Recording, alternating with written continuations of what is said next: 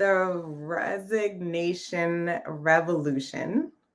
We're taking this conversation to the High Vibe Zone with some fantastic humans.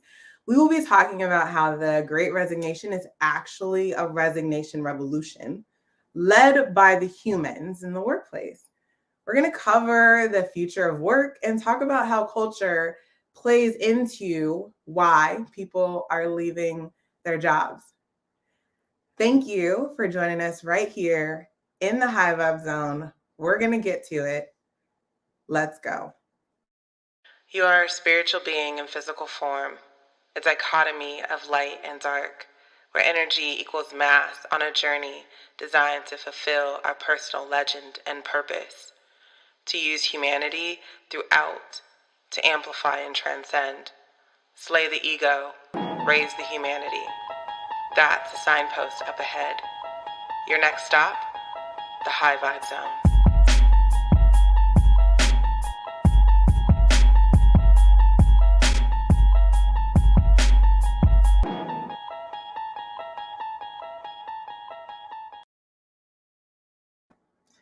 Hey, y'all, hey. That intro always is like, it's like a hype song in its own. Welcome to the High Vibe Zone. LinkedIn, YouTube, those out there in the ethers, welcome. I'm so excited to dive into this conversation. And we have some other guests joining us in the background. But I'm so excited to bring on my guest as we're talking about the Resignation Revolution.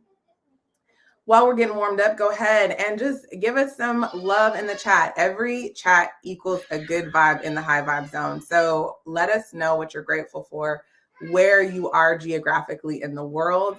As I bring on my amazing guests, I have Luisa Vargas. Hello. Hey.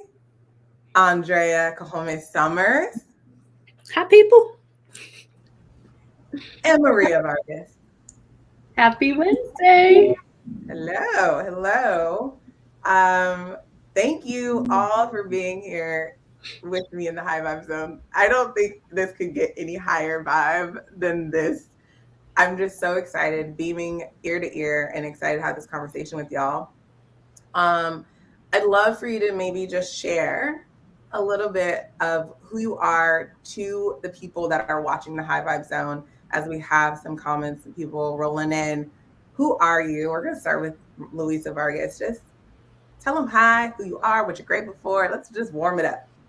Awesome. Well, thank you, Charisse. I am Luisa, and I work with Culture Circle. So I focus mainly on the communication side of things, but just love that I get to work with all of these wonderful people. So I guess that's what I'm grateful for. The tribe, as we call all of our coworkers. So. Awesome. Andrea. I'm going to piggyback off of what you just said, Louisa. Gratitude to the tribe that everyone sees here, and plus some who are not here with us today. But our high vibe being, thinking, brainstorming is really a result of the group of people that we work with. So great gratitude for that, and Charisse for finding all of us and bringing us together. A little bit about me. My background is in marketing, advertising, executive communications, and really all of that tied together creates the employee experience. So the employee experience and the culture experience and what a company would like it to be is super important to me, and how we as Culture Circle honestly came into being. The way forward and bringing people and business to this high vibe state of being is good for your humans and good for your companies. So that's what makes me tick right now. Awesome. Thank you. And Maria. Hello, everyone. I'm Maria, and I also work with Culture Circle and these lovely humans on this very happy corner of the internet called High Vibe Zone, which we're always so lucky to have on Wednesdays. It's always good conversation guaranteed, good discussions, and just learning about different perspectives. And I guess my personal background is more in brand strategy and brand development. It's how we tell stories, not as a company, but as people, because companies are people, as we so very well know. And so communication and how we really tie in our brand with the external and then also internally is very important. So that's why hosting conversations like these are always so key. So I'm happy to be here. Awesome. Happy to have you. And we are getting a lot of good vibes in the comments. Just want to acknowledge, hello, thank you for joining us. Yes, the plant life is strong over here. Thank you for joining us here in the High Vibe Zone. Felicia, hey girl, hey. Felicia and I do a show on every other Friday, the breakdown, where we break conversations down. So happy to have you here in the High Vibe Zone. And Andrea, hey girl, hey. So Andrea, just so y'all know, for context, her and I used to work together, and we might even get into that. And Andrea, if you have questions, like drop them in, because you and I, we know. Kelly, welcome to the High Vibe Zone. Excited to have you here for this topic. Okay, so shall we dive in? We are going to be talking about, just as another recap, Resignation Revolution. So, where do we start with this? So, the resignation, the Great Resignation, as it's becoming known in the world, is this phenomenon of people leaving their jobs. Because in August, we had, in America at least, record number of people leaving their jobs. So, this gathering today, we're talking about what is the Great Resignation and why are we calling it the Resignation Revolution? Why are we turning that into a different phrase? Awesome. Yes. So is that a question that we should answer? We can dive into it. Yes. Okay. I think you're the one who came up with this new phrase. Say that again. I think you're the one who came up with this new phrase. Indeed, I did. What were we talking about when that came through? Because I know it was it the all four of us we were talking, or was it? Because I can't remember. With me, actually. Yeah, because I've had a lot of friends that are going through this, and we're just chatting as we do. And I asked you what you thought of the Great Resignation, and you were like, wait, that is not what we're going to call it. So if you want to maybe explain your thought process behind that. Yes. So when I heard about the Great Resignation, essentially I think, forget what month it was, but like 4 million people left their jobs, which is unheard of in history. That type of mass exodus was really interesting to see.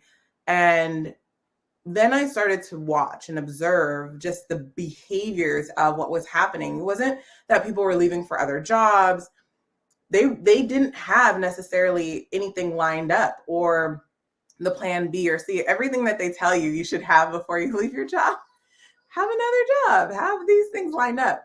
And that, with some of the shifts that we saw with the pandemic in the workplace and how people were then laid off, and like all of this flow, I was like, this isn't the Great Resignation. This is a revolution. The humans in the workplace are saying, we aren't going to take these standards, and I don't need this job to X, Y, and Z. I can find other ways. And with the way that our technology has advanced, with companies that are moving into hybrid or remote first workplaces, the options are more abundant than they are not. And so what's happening now is a revolution. The humans, the culture, the thing that companies should have been paying attention to in 2020 and before is now coming back in a boomerang. And this is a revolution. This is where people are standing up for their humanity and for themselves and saying, we want to be treated like humans and not shit. And guess what? We don't need to take this. And so this is why it's a revolution. And the Great Resignation is a great start to kind of name it. But you are seeing people that are putting in those resignations quicker than companies can capture. So Thank you. Andrea, anything to add to that?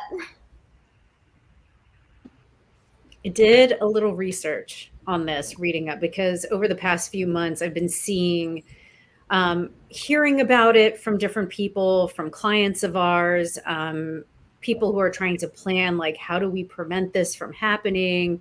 I did see an article pop up in England, actually, or in the UK. It's happening there too. It's not just isolated to the United States.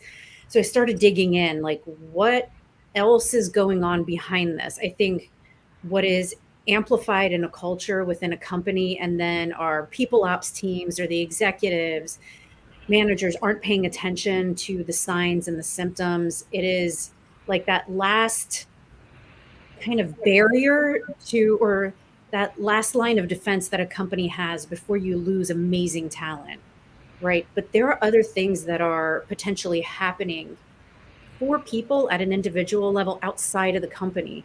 So my mind went to, well, what can companies do to help their people and just help empower their managers or HR teams to help the people within the company navigate some of these things?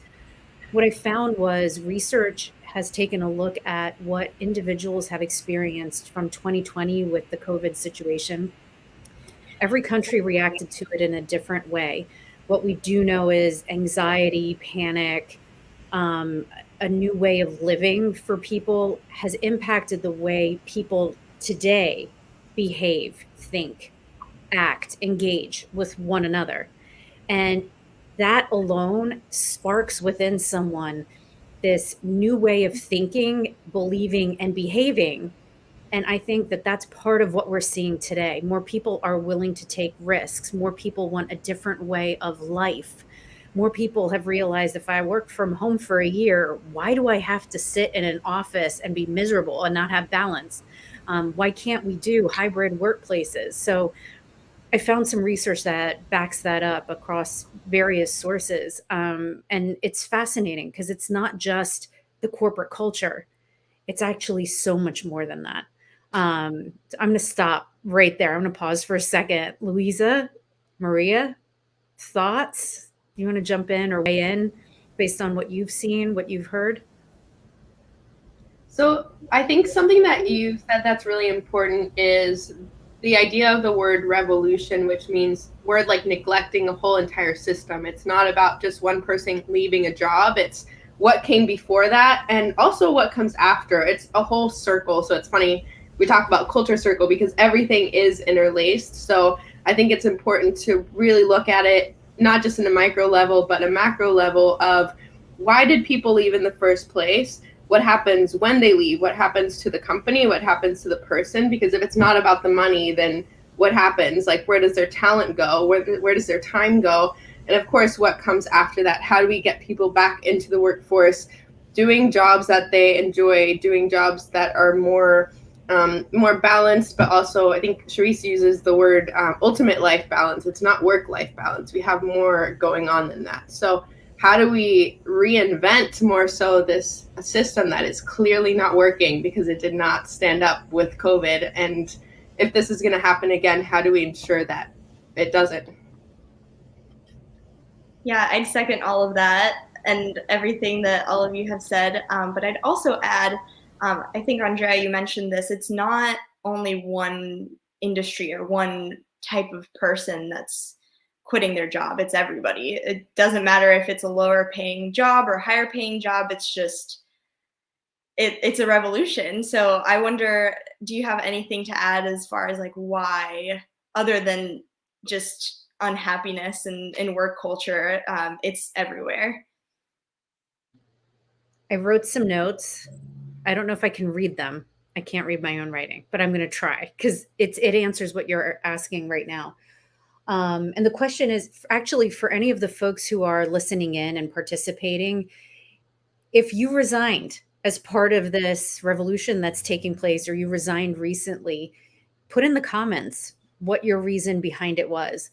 But some of it is lack of raises and decreased pay. So during 2020, a lot of businesses took a hit financially. They laid off people, they reduced pay structures, reduced promotions for people. And in the process of also laying off some of their folks, the people who remained had to take on additional responsibilities. just because 2020 ended didn't mean that that practice ended. So you have people who are overworked, underpaid. So that's a symptom in these cultures. Increased pressure and increased work demands. So again, a lack of balance and understanding and holding space for the human and all the impact that this new way of living has brought onto people. Did companies pay attention to that and support their people through that change? The return to work policies. I hope we get into that a little bit later in this conversation. Is it return to work, full office? Is it hybrid? Is it more remote?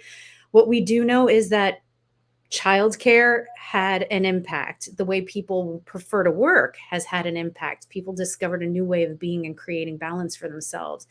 So return to work policies this year and heading into next year might not match where people want to be moving forward. Another is COVID concerns and what's coming on with the variant. So people might be like, I don't like how my company's responding to that. Bottom line, reprioritizing your life. What matters to you today might be very different than what mattered to you in 2019 and 2020.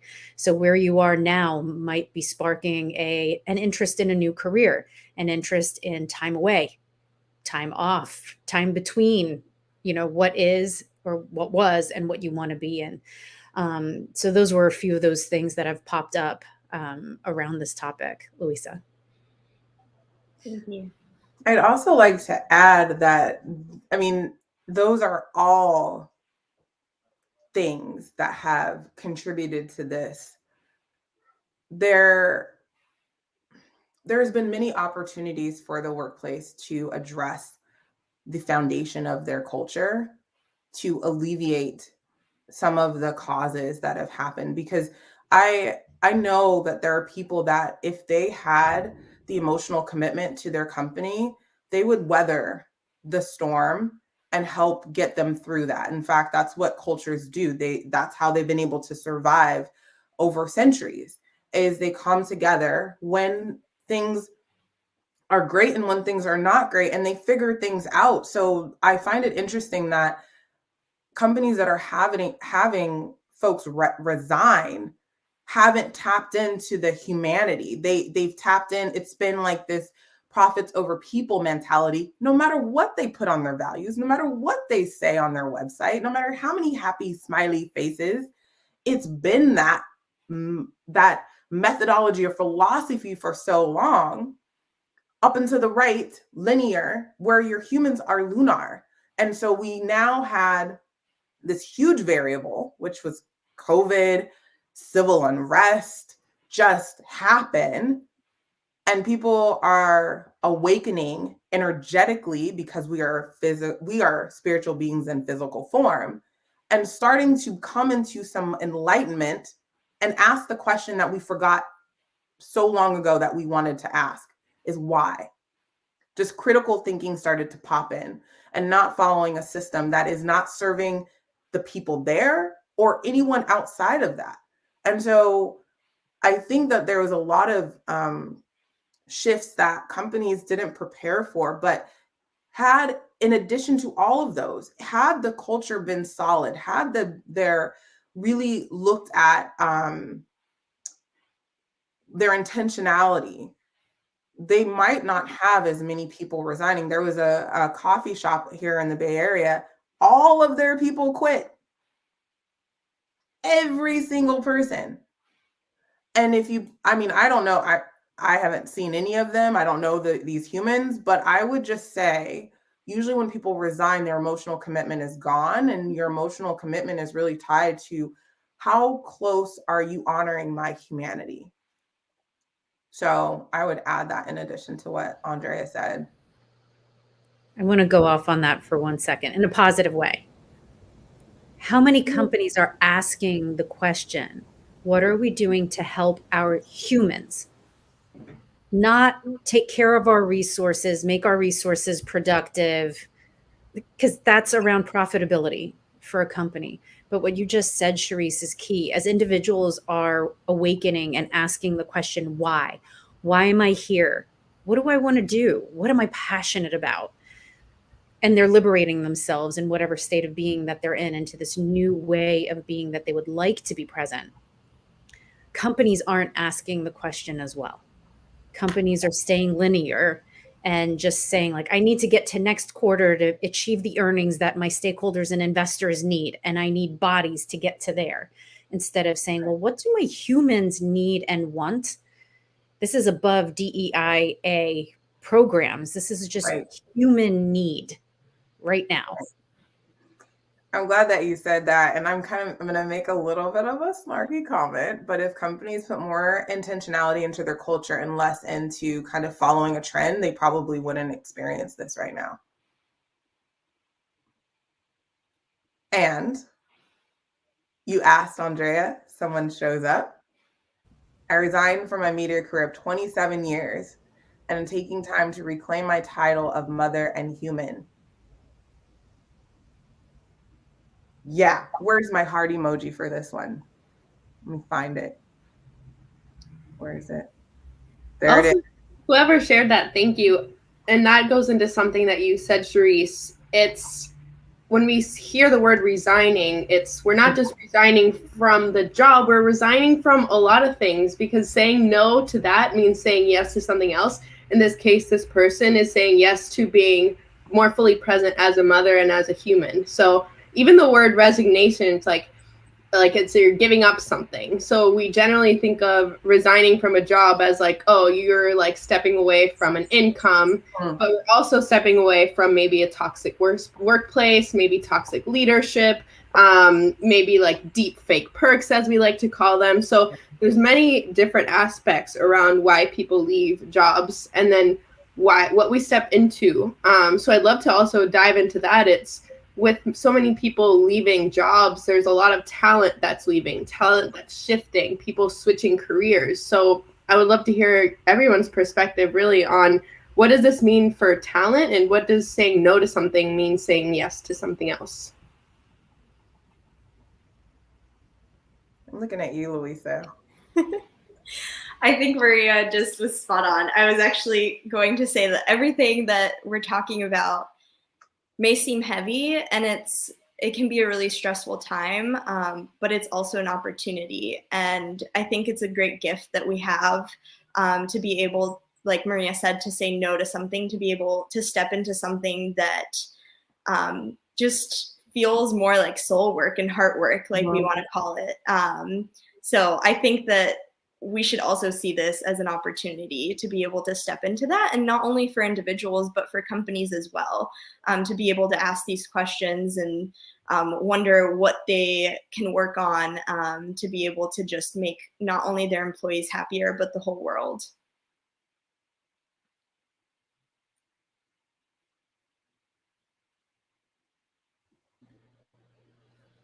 It's like, is that a high vibe mic drop? I don't have a microphone. Stand by. Please go ahead, Andrea, while I get the microphone emoji.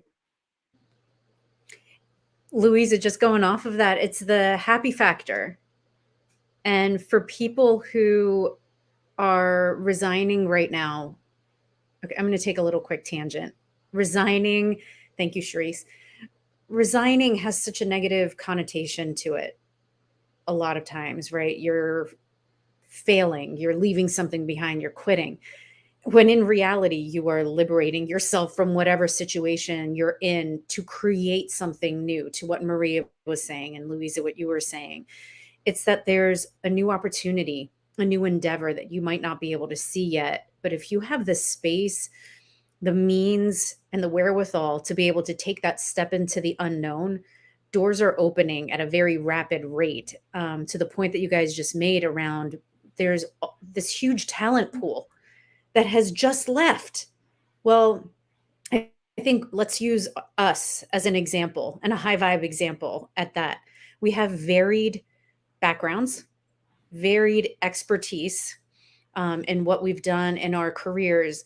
And we've all experienced the traditional corporate work life and what that means, and toxic environments, and how much fun those are to navigate the politics, and then try to stay grounded ourselves. But coming together into this space, we're able to leverage all of our expertise as Culture Circle as a tribe together, minus all of that other stuff, but we had to leave that other world behind. Each one of us resigned in our own way. I don't think any one of us thought of it as a revolution at the time. Maybe some of us were just ahead of the revolution curve when we made those decisions. But this allowed us to step into something that doesn't exist.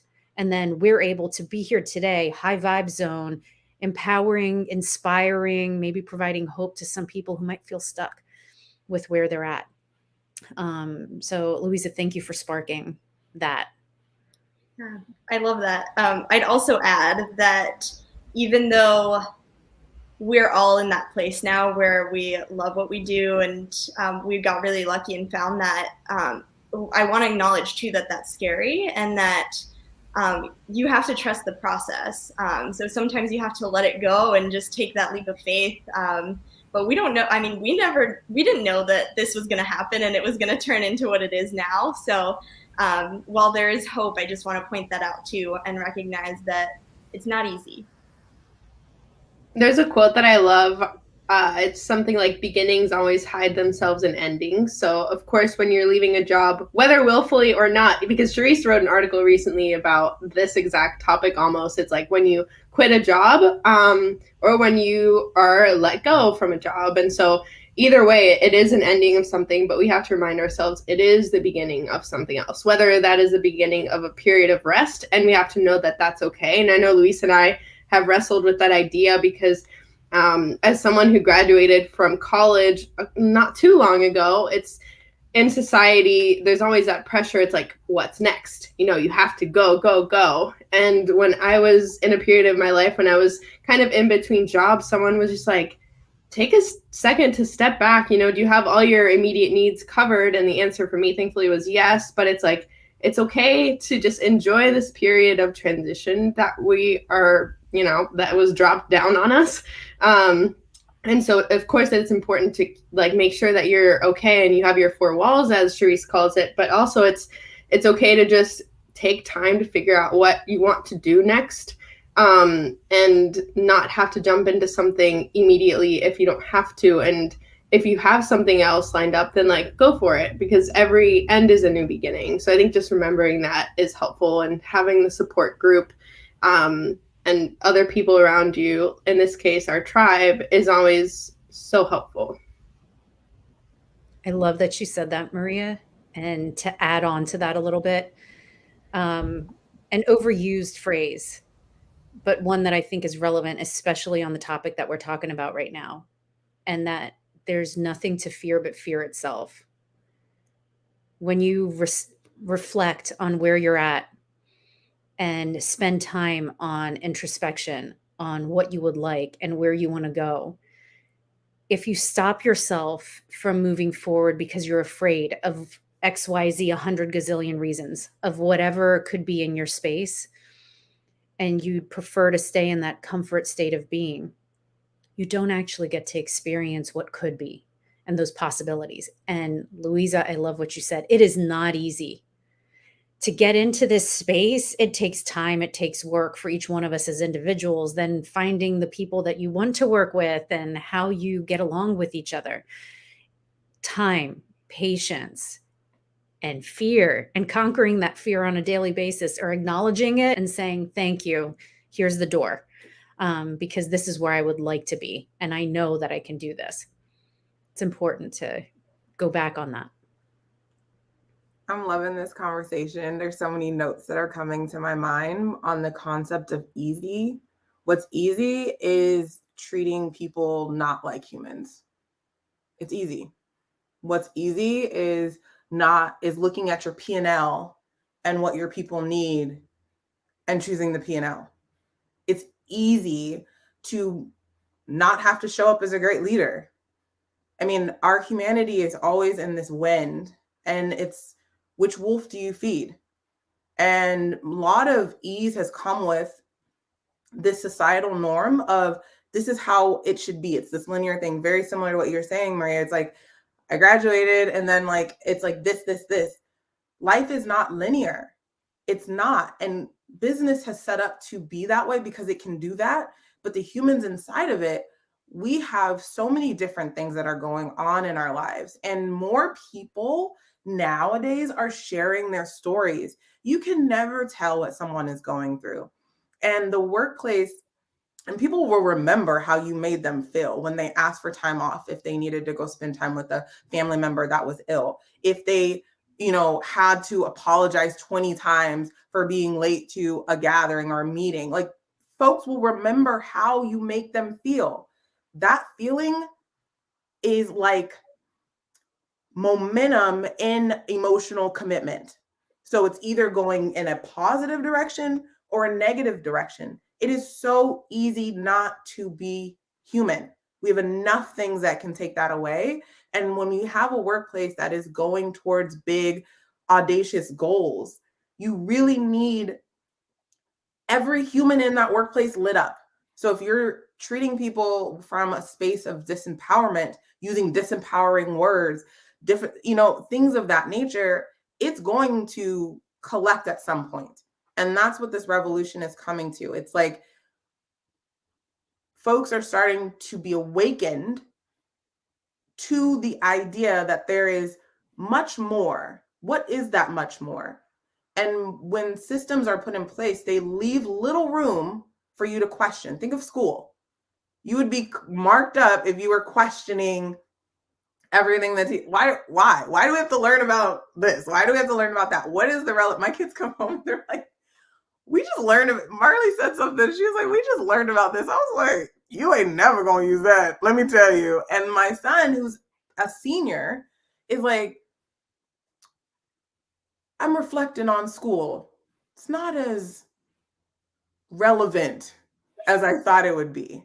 Yes, the experiences are there, but what they're teaching you, depending on what school you're going to, depending on your path, it's like very much comes off the Industrial Revolution, which, as we know, was meant to create more machines out of humans, which we did not come here as machines. So it's very easy for any leaders that are listening to this, any people that are in HR, it is very easy to do things the wrong way, as in the path of least resistance is to not treat people like humans in some sense. It is a lot more, takes a lot more effort to be kind, to your point, Andrea, to be patient, to see the human, I see you, to hold space, and to really give not only yourself, but that other person grace as you're all navigating life. You have no idea what somebody is showing up with.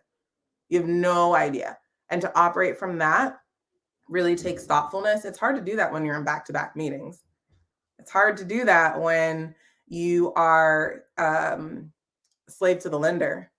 It's hard to do that when the system is telling you this is how it's supposed to be, and you're continuously battling yourself, because deep down inside, you know that there's something more. That's what this revolution is about. And so we are now coming into this space where it's more. I wrote this note, the future of work, there's all that conversation. The future of work is humanity. That's it. That's the only line you need to know. So go after that. Don't start chasing all this other stuff. You'll get distracted. It's humanity. That's at its core. And yeah, that's all I want to say for now. I love that, Charisse. I want to add something in here for anyone out there who is in people operations, HR, your management, you're an executive and you're listening right now. How do you honor humanity in all of your employees? Considering the time of year we're in, it's end of year. Throwing a holiday party does not make up for all of the bad stuff, the way you spoke to people, the way you belittled people throughout the year, the way you disempowered people in projects, because you were too busy to empower, to spend time to see, witness, hear, and value each one of your people. A quick bonus at the end of the year does not make up for 364 other days where humanity wasn't present. Why are people leaving as a revolution? Because those little bonuses, those little perks, deep fake perks, Maria, I would love for you to talk about that. But deep fake perks and what that means in a company, it doesn't make up for not seeing and valuing the humans who have committed to the company and to the tribe or the group that you're creating internally. You need to honor the human. And Charisse, I'm glad that you brought that up and you used those words around it. It's a different way of being within a company, and it is the way forward. Solid. So Maria, could you, where are you? Maria, I feel like the whole Brady Bunch intro. Yeah. No. Could you walk us through deepfake perks just for folks? I think this is a relevant conversation or topic for folks that have left jobs because of culture, or because of leadership, or because of certain things, and kind of looking to get into something else, and just being aware of different ways of navigating not only the interview process, but being aware of the cultural foundation, and deepfake perks play a big part in that. So could you please? Yes, happy to. So actually, first, I'd like to re-highlight the phrase you used about the future of work is humanity. I feel like that deserves the fire microphone emoji. And that ties in directly with deepfake perks, because whoever is watching, like, I guarantee you someone has free kombucha at their job, or free beer for a lot of people, or in ping pong tables and gyms and showers and yoga classes. And if we think about it, the more we think about these things, they're all kind of made to get you to stay in the office. Or the free dinners. It's all kind of like, the companies, of course, are trying to get the most out of you. So, why not have all these things to make it almost like you can live at the office? And I think a lot of times, especially, for example, if you're a recent college grad, of course, like, that all seems exciting, like free kombucha, free coffee, why not?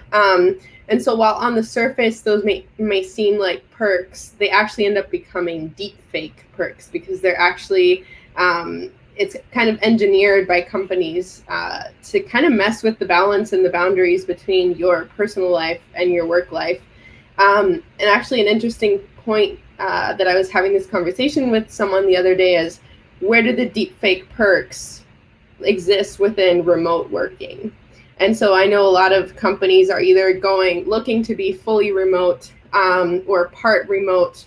It's like companies are having to re-strategize, okay, if we can't, provide, and companies do genuinely want to provide these benefits to people, but what do those look like when you're at home all the time? Is it a co-working space? So I actually would love to hear from you. It's like, how do we keep that humanity within real perks in a remote setting? Thank you for that explanation, and great question. I mean, my answer is going to be pretty simple. It's you need to understand the humans that are operating in that environment. Every demographic is going to be different, and so you essentially look at the benefits and the perks that you provide to your demographic. So if you have a large, for example, caregiving or parent demographic, you want to look at benefits that are going to allow that balance and things like that for your people that are working there. And inclusion is very key. So then you don't just forget one, don't just go off the whole end and make everything about parents and caregivers. You look at the other demographic that cannot relate to that at all. That's also a big thing that happens in the workplace. It's like some companies are like, oh yeah, we care a lot about parents. And the people are like, hey, have a plant and a dog. Like, what about me? It's like looking at your entire demographic and not using a one size fit all.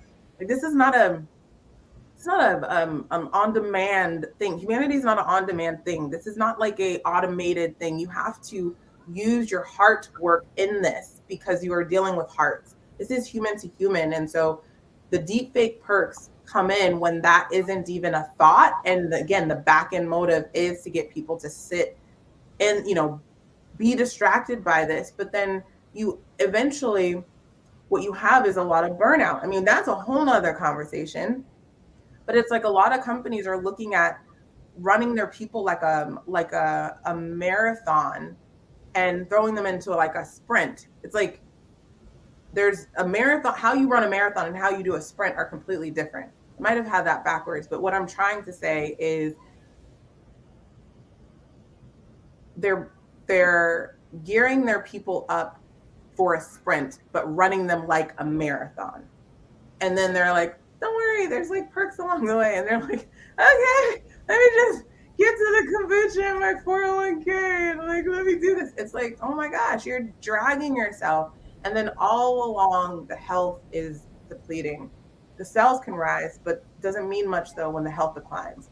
And that is one thing that companies should be looking at is how can you best gear your people up for the sprint, let them rest, recover, and keep going versus just, all right, you're done. Like you ran this. And I mean, shout out to you and Louisa and Maria. Y'all have ran a marathon.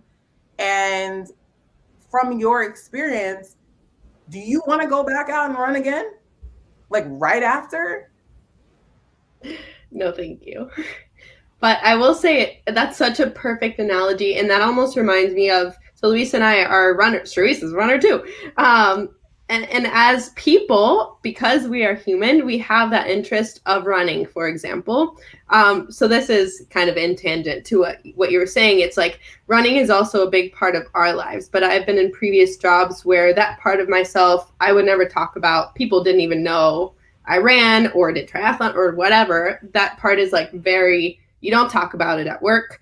That has not been the case at all working alongside all of you at Culture Circle. In fact, it actually becomes a subject we talk about, and we talk about running and how it actually relates with these analogies to work. And it actually allows us to bring in the space to show up 100% who we are, or at least what we choose to bring into work. And we feel welcome and we talk about it, and it ends up being a relevant business topic. In this case, that is a perfect analogy about the sprint versus marathon. And that happens because we are able to bring in the subject of running, which is a hobby, into work. And so perhaps a lot of these companies where people are leaving, is it like, we could probably say that maybe people aren't able to bring in their full selves. I'd love to add to that. Andrea made me think about how we talk about humanity in the workplace. It's not necessarily monetary benefits or anything relating to money.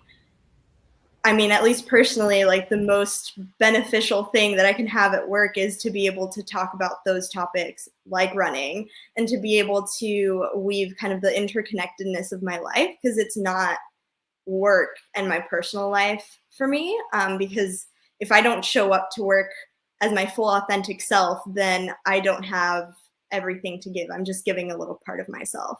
So I definitely want to highlight that, and what Andrea was saying, that it's just the little things, you know, how you talk to your coworkers or your employees. It's the human side of us and trusting that humanity within you.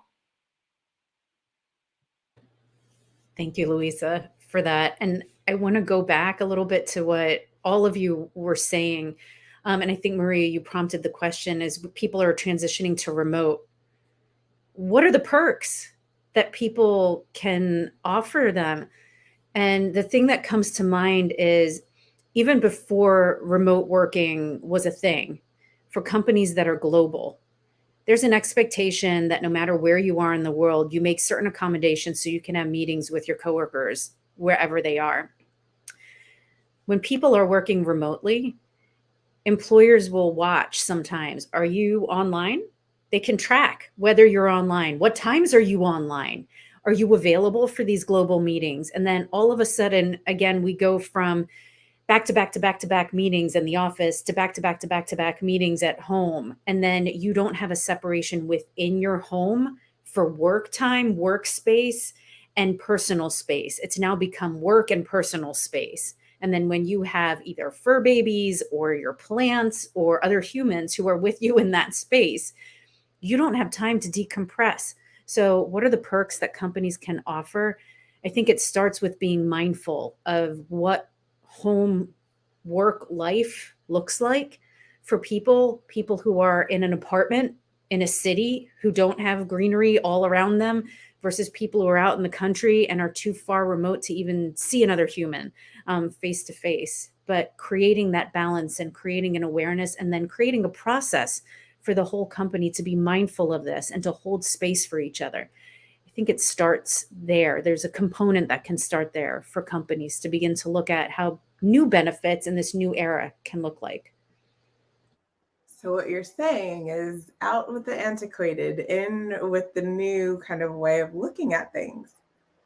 Who would have thought? I mean, as we evolve, it's like it really does make sense. I love that. Okay, gonna go to a couple comments here. Hey, Kyle. Hey, stoked to be here. Yes, I appreciate the mic drop and the humanity quote earlier. You're welcome. The more perks the company offers, the more employees are made to feel guilty into staying and forced into adopting their culture. That's an interesting insight because there's two things that kind of came up throughout our conversation. One, Louisa, you talked about authentic self, which I am starting to think that might just have been one of the words that companies were using, but the intention and the structure would have not supported something like that. And then on top of that, the other thing is unlimited or flexible PTO time. One of the things we see the most with our client partners, who are fantastic. Shout out to all of our Culture Circle client partners leading and raising humanity. I'm so proud of y'all. They have, a lot of them have flexible or PTO or unlimited PTO. What we're finding though, is if the leadership isn't modeling what taking time off looks like, or what, like, think of it in this way. It's like the culture will take the cues from the leadership. That's essentially what it does. And if the leadership is not utilizing their time off, or they're working on their time off when they're supposed to be fully off, that's the signal to the culture that that's the pattern in which and behaviors you want them to do. And it doesn't matter what you say. We want you to take your time off. But if that person has been conditioned to like worry about work, or have overheard a conversation about leadership talking about someone taking time off, that has yielded an unsafe environment. Now, the minute that you introduce a question of the culture safety, the question of the human safety, they are not able to show up as their authentic selves because they're protecting, what do I need to not be so I can stay within this expectation? And that's a really crappy way to live. 1/3 of our lives are spent at work. How much of us are actually using and being ourselves? And something that you also said, Maria, that I thought was really cool on the concept of you talking about running leads to these beautiful analogies. Your people in the workplace are gems. And companies are like, how can we do this? How can we do that? It's like, look at what you have here. Look to the people that you have. They have it inside of them. And while you're doing the thing that you do within your company, your other job is to help bring that out.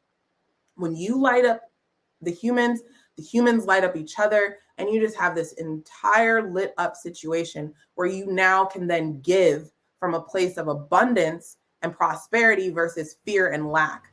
And it's such a big difference. And that's something that we see within Culture Circle is like, we are all lit up and able to show ourselves. And that leads to all of these micro moments that lead to macro movements in what we're doing with what we're doing.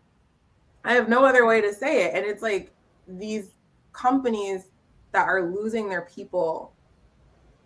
My hope for y'all is that this message somehow makes it to someone so you can restart again, because you are never too far off to restart again.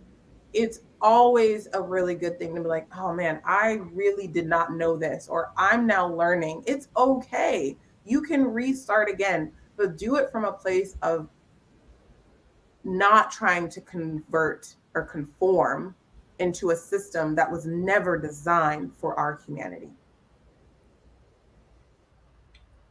That's beautiful. And something you said about raising humanity, you've always said it, and in my head, I pictured raising as in like, let's raise humanity level. What I just got from that though is like, let's raise it as in like you're raising a child, like you nurture it and you help it grow. And even like you might never see its full, unfolding, but you do whatever you can to help it. And so I wonder if that's something that we could think of also as an analogy. It's like, how do we help nurture each other, and how can companies step into that role of raising the humanity that's already within us and within our coworkers and within your teams? Like, how do we level up together and evolve? I think that's a beautiful thing, Maria, that you just brought into this. And it speaks to high vibe. And what does high vibe mean within a culture? And tying it back to, Louisa, what you were saying about authentic self as well. I'm going to just kind of out myself in this conversation, and all of you guys have held space for me. But for the rest of the LinkedIn community, after decades of being in corporate cultures where I learned how to speak a particular way, be a particular way, because I had to play the game. Otherwise, it reflects on who you are. It limits your career opportunities. There is no growth if you are labeled by someone as something, and then it's in your record or in a file. And I'm saying this also to be perfectly clear. It was never for me, I would never be disrespectful or say something out of turn, but for me to show up as me didn't happen for 20 some years till this tribe came along. And within the first few conversations, just the vibe with one another, we could speak whatever was in our minds and our hearts and our souls and bring our full self and not be judged within this space. So my hope for the LinkedIn community is wherever you are in your own personal revolution throughout your career journey, and your career growth, that you find the tribe that you vibe with. Therein lies your own humanity being amplified, your light turning on. And when your light turns on, it turns on for everyone around you, whether it's clients, other coworkers, whatever else. And then a whole bunch, you've got a sea of lights that are then turned on. That is fire. That's your own personal mic drop moment in your life. And people might not even realize that it's happening. But it's within all of you. And I hope for all of you, especially as you're going into the new year, may it be a fresh new start for all of you. I love that. Oh my gosh. We maybe we should do Resignation Revolution Part 2. Because I think we have a lot more to say on this. And I'm so grateful for everyone that is listening and also will watch the replay, because everything that each person has said here, Maria, Louisa, Andrea, we speak from the heart. We speak from knowing what it's like to be in a work environment and not be able to give it all. We know what it feels like to leave a job and be afraid of what's next. We know what that feels like. So we're speaking to you. We also see the companies that struggle to try and break free from what has been and coming into what is.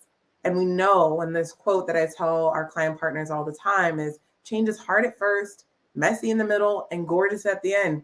We're getting to the gorgeous part, y'all, but there's the hard and the mess that we need to get through. So let's do it with humanity, because that is the one thing that really grounds and unites us in such a deeper way. There's unity in humanity, the word itself. And so how we can bring that forth is so key. I'd love to, before we close, I'd love for y'all to give your not final words of wisdom, because I think that we're going to continue this conversation for sure. But what would you like to say, whether it's to the individuals that have left, those thinking of leaving, companies, maybe cover all three that might be in a space? What would you say to them? What words? And let's leave on that.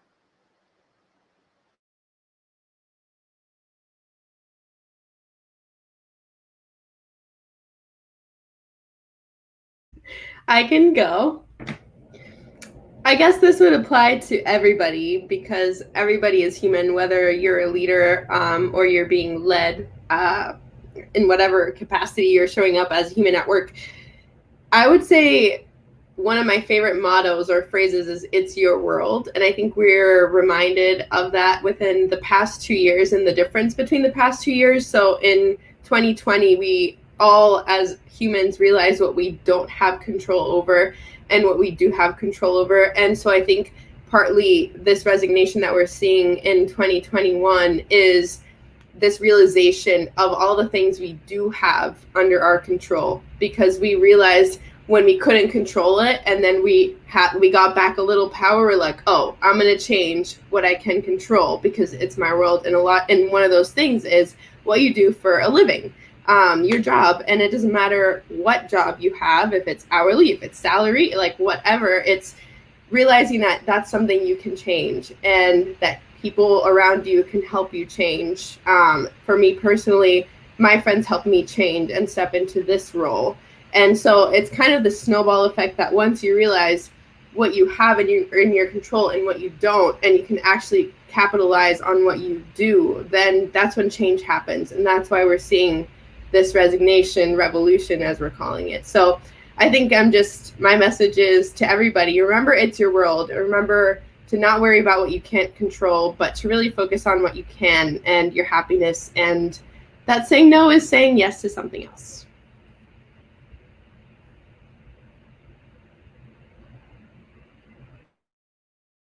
Wonderful. I love that, Maria. Thank you. I guess what I would say to everybody is trust yourself. We talked a lot today about raising the humanity, whether that's a business or as employees. And I think something that we kind of forget when we talk about it so much is that we are humans and we have what Charisse likes to call that knowingness inside of us. And we just have to learn how to listen to that. So if there's anything that you can do is to learn to listen to yourself more and to acknowledge that. I love that, Louisa. And it ties into the quote that I have in mind too. So what I have in mind, I think, applies to each audience, no matter where you are in your work life, in your career. If you're an executive, you're an owner of a company, if you lead with heart, it will change the way you run your company.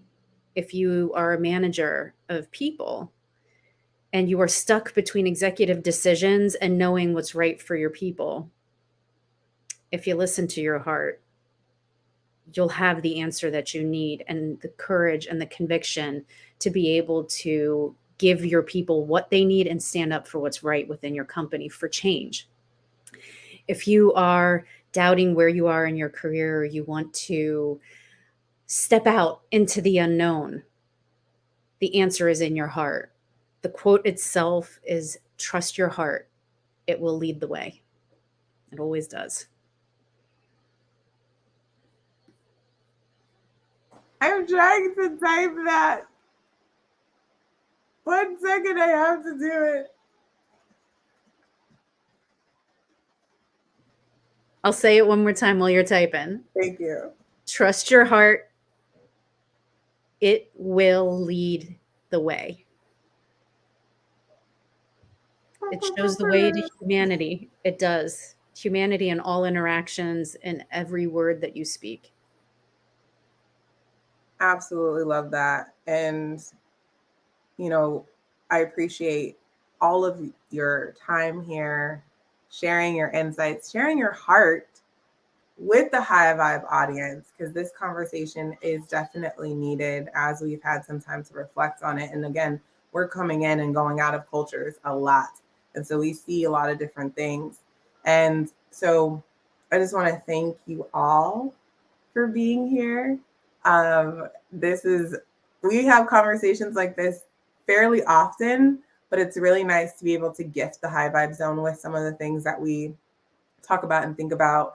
I do want to share, if you have left your job, looking for a job, you're a company that's like, what the heck is going on with culture? Reach out to us. We have a lot of different resources that can help you navigate. Drop some stuff in there for you to reach out to us. You can visit us in culturecircle.co. We are the tribe that helps humans thrive. So just reach out to us. We would love to connect and just figure out where we can help you navigate. And then share this with other folks that might be going through the same thing. Sharing is caring. It's something I learned from the Care Bears way back in the day. Love the Care Bears. So that's it. That's all, y'all. I'm just going to check with the crew real quick. Any other things you want to say before we do the super sick intro, outro? Just thank you. Thank you, Charisse. Thank you, Maria and Andrea. And thank you for anybody listening. This is so much fun. We definitely need a part 2. All right, we'll get it on the books. Ditto, ditto, ditto to everything that Louisa just said. Gratitude for y'all. Likewise, very high vibe, I would say. Awesome. So with light, love, and gratitude, thank you all for being here in the High Vibe Zone. Have a beautiful rest of your week, an amazing, amazing holiday and rest period.